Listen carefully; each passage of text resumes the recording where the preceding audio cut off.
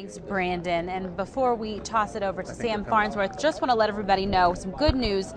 Those people who were considered missing have all been accounted for. Now we'll go ahead and toss it over to reporter Sam Farnsworth. Sam, what do you have for us?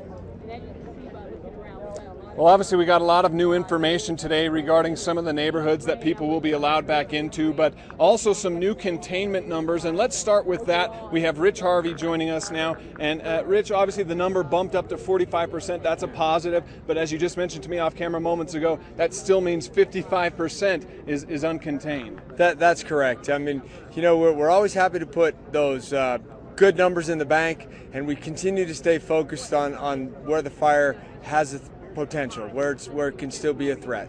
Now, and I know you kind of pointed this out already, but maybe we can get a closer view at the map for our viewers.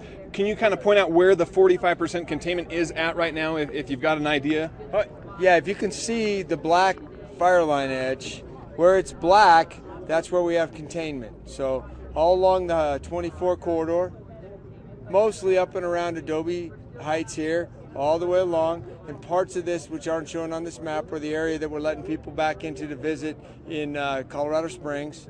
Then this chunk up here between Rampart Range Road and Rampart Reservoir. This piece, which I was talking to you earlier about, we have a line in there. We have 120 people holding that piece of line. We hope to be able to turn that black, so to speak, for tomorrow. That's how we build containment. We get the line in, we hold it for a day or two, we mop it up, we take the heat sources away, we build our confidence up, then we share our confidence with you all by painting the line black on our map. We slowly work our way around. We're making good progress. We've got a few areas like this Monument Creek that we're working on really hard.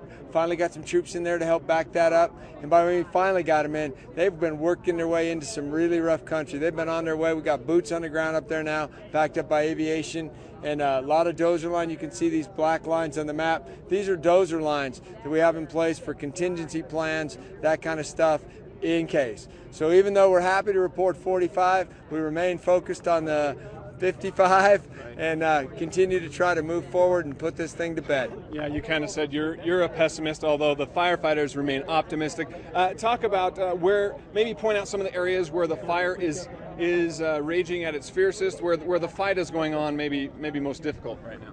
Well, I like to say the fire's not raging today. Okay. That's why we made progress. There was actually no perimeter growth on the fire at all today. So raging, the only place you see raging is on these islands in the interior, these green spots. And you can see that's unburned. It's a mile away from the edge of our containment line. It is not a high priority for us right now as we work to lock down the lines that can stop the spread. So when you guys are seeing smoke out there, most of the smoke is coming from right here. You can see how steep this is, how heavily wooded it is. It's this particular one is almost 2.5 miles inside the fire. It's just not a high priority for us right now. So you're seeing smoke from these, no movement at all on the entire perimeter of the fire, and growth on containment. Now, if there is any threat to community areas still, where would those areas be at this time? Well, primarily over in this area. The prevailing winds from this direction are from the south and the west. That's going to want to push the fire to the north and to the east. That puts this community here, Peregrine and Wood Hills, I think they call it, up in here.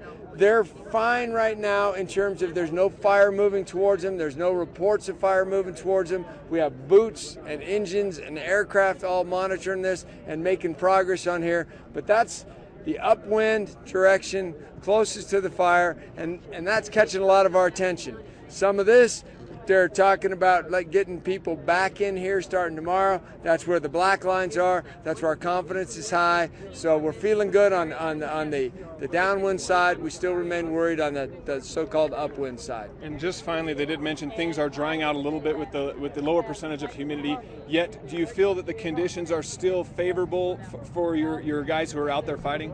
Well, I'd actually prefer rain for favorable conditions. So no, the conditions aren't exactly what we call favorable, but they're better than they have been on other days. And you know, we don't get to change the weather. We just have to deal with what it gives us. So I'd say from that aspect, you know, we're prepared to deal with it. But if you could turn off the wind and the heat, we really wouldn't mind.